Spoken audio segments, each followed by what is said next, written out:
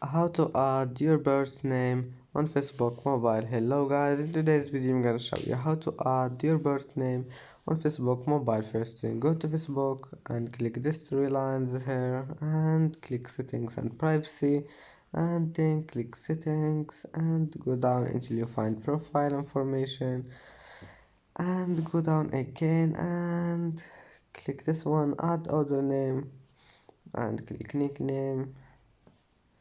Here you will choose anything you want, but in today's video we will choose birth name, and just add your birth name, and click this one if you want to show your birth name at top of your profile, and then click save.